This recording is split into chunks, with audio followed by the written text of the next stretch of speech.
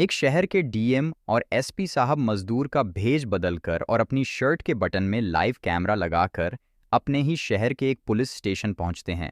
अपनी गाड़ी चोरी हो जाने की रिपोर्ट लिखवाने के लिए जाकर देखते हैं कि पुलिस स्टेशन के जो दरोगा साहब होते हैं वो कुर्सी पर बैठे हुए चना चबा रहे थे। अपने पैरों को उन्होंने टेबल पर रखा था और शर्ट के बटन खुले हुए थे, जैसे कोई गली का गुंडा हो। इस तरह से वो थाने में बैठे हुए थे। भेष बदलकर पहुंचे डीएम और एसपी साहब उनसे अपनी गाड़ी चोरी की रिपोर्ट लगवाना चाहते हैं, लेकिन दरोगा साहब उन्हें मना कर देते हैं। वो रिपोर्ट लिखने की बजाय उनसे पहले घूस मांगने लगते हैं। दोस्तों, क्या होता है आगे इस कहानी में? क्यों डीएम और एसपी साहब मजदूर बनकर इस पुलिस स्टेशन में आए थे?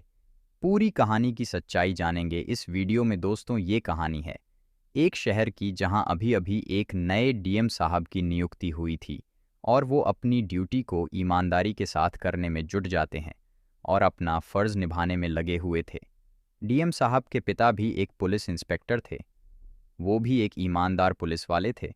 उन्होंने अपने बेटे को पढ़ाई के साथ साथ अच्छे संस्कार और ईमानदारी का पाठ भी पढ़ाया था। ऐसे ही अच्छे संस्कार देकर उनकी परवरिश की थी। उन्होंने बचपन से ही सिखाया था कि बेटा, हमारा ओहदा कितना भी बड़ा क्यों ना हो जाए, लेकिन हमें अपनी ईमानदारी को कभी भूलना नहीं चाहिए। सिर्फ नाम, रुतबा या पैसा हासिल कर लेने से इंसान की इज्जत नहीं बढ़ती है। उसके अंदर ईमानदारी का होना बहुत ज़रूरी है। पैसा तो हर कोई कमा रहा है, लेकिन इज्जत सिर्फ उसी की होती है जो नेक और सच्चा हो। तुम अपनी ज़िंदगी में कोई भी ऐसा काम मत करना जिससे लोग हमारे ऊपर उंगलियां उठाएं। और मैं अपनी पूरी ज़िंदगी में कभी सर झुकाकर नहीं जिया हूँ। अपने पिता की बातों को सुनते और समझते हुए डीएम साहब बड़े हुए थे और फिर वो भी अपनी पढ़ाई के दम पर शहर के डीएम पद पर नियुक्त हो जाते हैं। ड्यूटी को ज्वाइन किए उन्हें अभी 2 दिन ही हुए थे कि उनके पास एक पुलिस स्टेशन के खिलाफ काफ़ी शिकायतें आने लगती हैं। शिकायत में लिखा हुआ था कि पुलिस स्टेशन का सभी स्टाफ जो थाने में नियुक्त है, हमारे किसी भी रिपोर्ट को नहीं लिखते हैं और न कोई कानूनी कार्रवाई उस पर करते हैं। अगर रिपोर्ट लिखते भी हैं तो पहले रिश्वत के तौर पर पैसा भरना पड़ता है, तब रिपोर्ट लिखी जाती है। इसके बाद भी कोई संभावना नहीं होती कि हमें कानूनी रूप से मदद मिल पाएगी या नहीं। अब इन शिकायतों को देखने और पढ़ने के बाद डीएम साहब सोचने लगते हैं कि शायद हो सकता है पुलिस स्टेशन और वहाँ के दरोगा की बदनामी करने के लिए ऐसी फर्जी शिकायत भेजी जा रही हों, क्योंकि ऐसा अक्सर होता ही रहता है। ऐसे ही 3-4 दिन गुजर जाते हैं, लेकिन फिर से यही शिकायत मिलने लगती है। अब ये शिकायत बार बार आने से डीएम साहब को भी लगता है कि ज़रूर कुछ न कुछ तो धांधली थाने में चल रही है। तो वो एसपी साहब को मिलने के लिए बुलाते हैं और उनसे मुलाकात करके बात को ही बातों में उनसे इस बात का जिक्र करने लगते हैं कि आपके इस थाने में ऐसी ऐसी शिकायतें हमारे पास आ रही हैं। तो एसपी साहब भी कहते हैं कि हाँ, हो सकता है।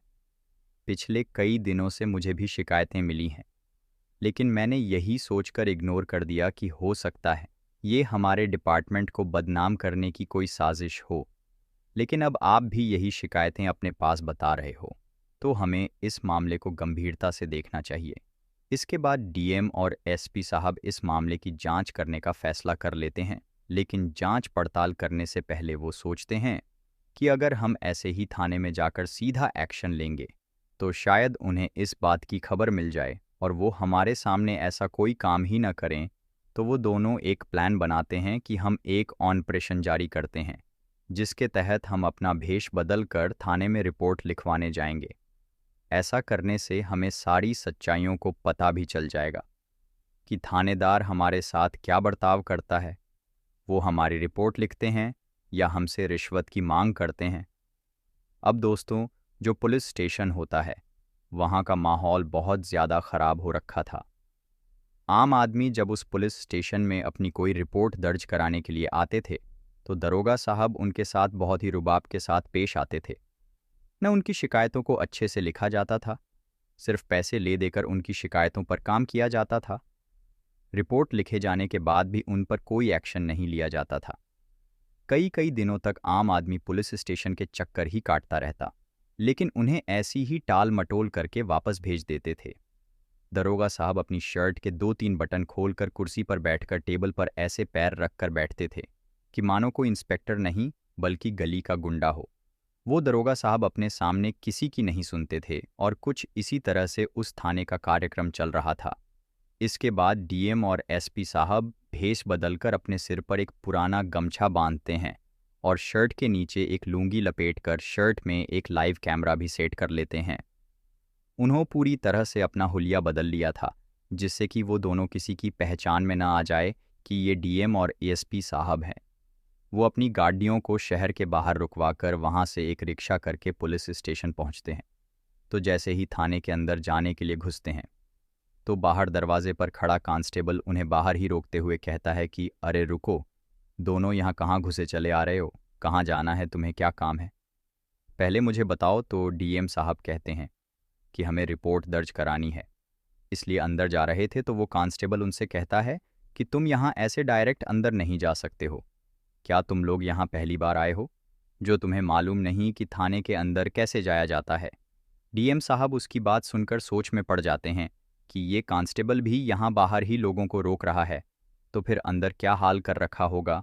तो फिर एसपी साहब डीएम साहब को एक साइड लेकर जाते हैं और कहते हैं कि सर, अभी एक्शन लेने का टाइम नहीं है, ये भी पैसे ही मांग रहा है, इसको पैसे दे देते हैं और चल कर देखते हैं अंदर ये लोग हमारे साथ क्या क्या खेल खेलते हैं। अब इस बात को सुनकर डीएम साहब को गुस्सा तो बहुत आता है, लेकिन वो अपने गुस्से को कंट्रोल करते हैं क्योंकि वो एक ऑपरेशन के तौर पर ही काम कर रहे थे। फिर वो अपनी शर्ट की जेब से 100 का नोट निकालकर कांस्टेबल को दे देते हैं। तो RS-100 कांस्टेबल जेब में रखने के बाद उनसे कहता है कि तुमने मुझे कोई भिखारी समझ रखा है क्या जो RS-100 दे रहे हो, और पैसे निकालो जेब से। तो डीएम साहब गुस्से से लाल हो जाते हैं, लेकिन एएसपी साहब उनके कंधे पर हाथ रखते हैं और फिर अपने जेब से एक और 100 का नोट निकालकर उस कांस्टेबल को देते हुए बोलते हैं कि साहब, हम गरीब लोग हैं, इससे ज़्यादा हमारे पास और पैसे नहीं हैं। अगर आज हमारी रिपोर्ट ना लिखी गई तो हमारा बहुत बड़ा नुकसान हो जाएगा। तो कांस्टेबल कहता है ठीक है, अंदर चले जाओ, वहाँ केबिन में सब बैठे हुए हैं, उनको अपनी समस्या बता देना और रिपोर्ट लिखवा देना। तो डीएम और एसपी साहब एक दूसरे का मुंह देखते हैं, फिर वहाँ से सीधा केबिन के अंदर चले जाते हैं जहाँ दरोगा साहब बैठे हुए थे। अब केबिन के अंदर का नज़ारा देखकर भी वो गुस्से में लाल पीले हो जाते हैं। वो देखते हैं कि वहाँ का दरोगा कुर्सी पर बैठे हुए चना चबा रहा है, पैरों को उसमें टेबल के ऊपर रख रखा है। उन दोनों के अंदर आने के बाद वो अपने पैरों को हटाकर उन्हें देखता है और बोलता है कि हाँ भाई बोलो, क्या काम है, किस लिए आए हो यहाँ? तो डीएम साहब जो मजदूर के भेष में थे हाथों को जोड़ते हुए कहते हैं कि सरकार, हमारी ऑटो रिक्शा चोरी हो गई है, उसी की रिपोर्ट लगवाने के लिए आए हैं। आप जल्द से जल्द हमारी रिपोर्ट लिखकर हमारे ऑटो रिक्शा को ढूंढने में हमारी मदद कर दीजिए। मैं बहुत गरीब आदमी हूँ, उसी ऑटो रिक्शा को चलाकर अपने परिवार का पालन पोषण करता हूँ। अगर वो रिक्शा जल्दी नहीं मिल पाया तो मैं अपने परिवार का पेट नहीं भर पाऊंगा। हम बड़ी चुनौती से गुजर रहे हैं। तो दरोगा साहब गुस्से से चिल्लाते हुए बोलते हैं कि तुम लोग सुबह से कहाँ मर गए थे जो शाम के वक्त हमें परेशान करने के लिए आए हो? तो वो कहते हैं कि सरकार, सुबह से हम खुद ही अपने रिक्शे को ढूंढने में लगे हुए थे ताकि हमें हमारा रिक्शा मिल जाए और हमें पुलिस स्टेशन के चक्कर ना काटने पड़े, लेकिन रिक्शा पूरे शहर में कहीं नहीं मिल पा रहा है।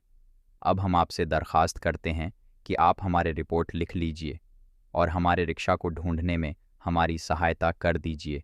तो दरोगा साहब कहते हैं कि देखिए, ऐसे तो अब तुम्हारे रिपोर्ट नहीं लिखी जा सकती है, शाम हो चुकी है, हमारे लिए शाम का कोई इंतज़ाम तो करो, उसके बाद ही मैं तुम्हारी रिपोर्ट लिख सकते हैं। तो इस बात को सुनने के बाद डीएम साहब फिर से सोच में पड़ीडीएच जाते हैं। उन्हें कुछ समझ नहीं आता है। वो गुमसुम होकर खड़े उसे दरोगा की तरफ देखने लगते हैं। तभी एसपी साहब दरोगा से कहते हैं कि सरकार, हमें आपकी बात कुछ समझ नहीं आई, आप क्या कहना चाहते हो? इतना सुनते ही जो दरोगा साहब थे वो गुस्सा हो जाते हैं और बाहर कहाँ से कांस्टेबल को आवाज़ लगाते हुए कहते हैं कि इन दोनों को थाने से धक्का मारकर बाहर निकालो। इन भिखमंगों को तुमने अंदर आने कैसे दिया है? इसके बाद कांस्टेबल उन दोनों के हाथ पकड़कर उन्हें बाहर खींच कर ले जाता है और बाहर लाकर उन्हें समझाता है कि देखो, अगर तुम्हें अपनी रिपोर्ट लिखवाना है तो इसके लिए तुम्हें पहले दरोगा जी की कुछ ना कुछ तो सेवा पानी करनी होगी। सेवा पानी किए बगैर तुम्हारी कोई रिपोर्ट नहीं लिखी जा सकती। अपना फालतू का समय खराब मत करो, जल्दी से कुछ पैसा जमा कराओ और अपना काम बनाओ। अब इतना सुनने के बाद डीएम और एसपी साहब फिर से केबिन के अंदर जाते हैं और दोनों ही अपनी अपनी शर्ट की जेब से कुछ पैसे निकालते हैं और दरोगा की टेबल पर रख देते हैं। तकरीबन 1000 रुपये वो टेबल पर रखने के बाद हाथ जोड़कर खड़े हो जाते हैं। कहते हैं कि हमारे पास सिर्फ इतनी ही पैसे बचे हैं, इससे ज़्यादा अब हमारे पास कुछ नहीं है। अब जैसे ही दरोगा साहब पैसों को टेबल पर रखा देखते हैं तो गुस्से में गर्माकर बोलते हैं कि सिर्फ इतने कम पैसों से तुम्हारी रिपोर्ट कैसे लिखी जा सकती है। तुम्हारे ऑटो रिक्शा को शहर में ढूंढने के लिए बहुत खर्चा आएगा, गाड़ी को इधर से उधर घूमना पड़ेगा, पेट्रोल लगेगा और हमें भी बहुत परेशानियां झेलनी पड़ेंगी। तुम्हें अभी और पैसों का इंतज़ाम करना पड़ेगा, इसके बाद ही तुम्हारी रिपोर्ट लिखी जाएगी। तो ये सब बातें सुनने के बाद एसपी साहब बोल पड़ते हैं कि सर, आपको सरकारी तनख्वाह तो मिल रही है ना हम लोगों की परेशानियां सुलझाने के लिए। हमारी रिपोर्ट लिखकर हमारी सहायता करने के लिए आप लोग हमसे हर काम के लिए पैसा क्यों मांग रहे हो? अब इस बात को सुनने के बाद ही दरोगा साहब अपनी कुर्सी से उठकर खड़े हो जाते हैं। उनका गुस्सा 7वें आसमान पर पहुंच चुका था। वो चिल्लाते हुए कहते हैं कि अब तू मुझे कानून का पाठ पढ़ाएगा क्या? अभी रुक, मैं अभी तेरे को बताता हूँ और दिखाता हूँ कि कानून अपना काम कैसे करता है। तभी बाहर से तेज़ सायरन की आवाज़ में पूरे पुलिस स्टेशन में घूमने लगती है और 2 सरकारी गाड़ियाँ पुलिस स्टेशन के बाहर आकर रुकती हैं। अब जैसे ही दरोगा साहब डंडा लेकर एसपी साहब के पास पहुंचता है तो तुरंत जो गाड़ियां आई थीं उनमें से डीएम साहब की टीम निकालकर थाने को चारों तरफ से घेर लेती है। कुछ लोग थाने के अंदर आ जाते तो वो लोग अंदर जाकर दरोगा को बताते हैं कि खबरदार, एक कदम और आगे बढ़ाने से पहले ये जान लो, जो तुम्हारे सामने शख्स खड़ा है वो यहाँ के एसपी साहब हैं और जो दूसरे वाले वो डीएम साहब हैं। तुमने आज जो कुछ भी इनके साथ यहाँ बर्ताव किया है उस सभी का वीडियो रिकॉर्ड हो चुकी है और वो लाइव हेडक्वार्टर में देखी जा रही है। अब ये बात सुनते ही दरोगा साहब के पसीने छूट जाते हैं। वो पैरों के बल ज़मीन पर बैठ जाते हैं और अपने हाथ जोड़कर उनके सामने गिड़गिड़ाना शुरू कर देते हैं। इसके बाद एसपी साहब दरोगा को धमकाते हैं और कहते हैं कि यही है तुम्हारा काम, क्या यही तुम्हारा फ़र्ज़ है? क्या इसी काम को करने के लिए तुम्हें यहाँ रखा गया है? तुम्हारी बहुत शिकायतें पहले भी आई थीं, लेकिन मैंने सोचा था कि हमारे डिपार्टमेंट को बदनाम करने के लिए ये कोई साजिश है, लेकिन यहाँ आकर मुझे पूरा मामला समझ आ चुका है। मैं अपनी आंखों से तुम्हारी काली करतूतों को देख चुका हूँ। अब तुम लोगों के खिलाफ सख्त से सख्त कार्यवाही की जाएगी और सबूत हम इकट्ठा कर ही चुके हैं। इसके बाद डीएम और एसपी सब उनके खिलाफ कोर्ट में केस दर्ज करते हैं। सबूत पक्के मिले थे तो पूरे थाने के स्टाफ को सस्पेंड कर दिया जाता है और उनकी जगह दूसरे स्टाफ को तैनात करने के निर्देश जारी किए जाते हैं। और जज साहब बोलते हैं कि ये फ़ोटो और वीडियो ज़िले के सभी थानेदार को दिखाओ और इससे वो सीख लेंगे कि अगर कोई भी व्यक्ति ऐसी हरकतें करते हुए पकड़ा गया तो उसे फ़ौरन सस्पेंड कर दिया जाएगा। हमें ज़रा भी लापरवाही नहीं चाहिए। पहले ही पुलिस वालों को बहुत बदनाम किया जाता है। इसके बाद ये खबर सुनते ही पूरे ज़िले में इसकी हलचल मच जाती है। डीएम साहब भी थानेदार को सख्त निर्देश देते हुए कहते हैं कि अगर ऐसा मामला किसी दूसरे थाने में देखने को मिला तो उनको इसे भी बुरा अंजाम भुगतना पड़ेगा। जो जैसा करेगा उसे एक दिन वैसा ही मिलेगा। वो कहते हैं कि अपनी पर्सनैलिटी को बढ़ावा दें और हमारा जो कर्तव्य है उसका पालन करें। ऐसी हरकतों से हमारा डिपार्टमेंट बहुत बदनामी झेलता आ रहा है, हमें इसमें सुधार की आवश्यकता है। इसके बाद जब ये बात डीएम साहब के पिता को पता चलती है तो उनका सिर गर्व से ऊंचा उठ जाता है कि उनका बेटा भी अपना फ़र्ज़ खूब ईमानदारी से निभा रहा है और ये काम करके उसने समाज में एक अच्छा संदेश दिया है। इस संदेश से सभी अधिकारियों को ईमानदारी की सीख लेनी चाहिए। डीएम साहब के पिता अपने बेटे की ईमानदारी पर बहुत गर्व महसूस कर रहे थे और वो जब भी डीएम साहब को देखते हैं तब उनका सी गर्व से चौड़ा हो जाता था कि उन्होंने एक ईमानदार बेटे की तरह उसकी परवरिश की। तो दोस्तों, ये थी आज की कहानी जिसमें डीएम साहब के पिता ने उन्हें हमेशा ईमानदारी पर कायम रहने की सीख दी और उन्होंने भी आगे चलकर ईमानदारी की मिसाल को कायम कर दिया। लोगों की सेवा में लगे रहे और एसपी साहब के साथ मिलकर ऑपरेशन जारी रखा, शहर को रिश्वतखोरी से आज़ादी दिलाई। आप क्या कहना चाहोगे? डीएम और एसपी साहब के बारे में आपकी जो भी राय है कमेंट करके अवश्य बताइए। अगर वीडियो आपको ज़रा भी पसंद आई हो तो वीडियो को एक लाइक कर दीजिए और चैनल को सब्सक्राइब कर लीजिए। मिलते हैं फिर से एक नई और इंटरेस्टिंग कहानी के साथ। तब तक के लिए धन्यवाद।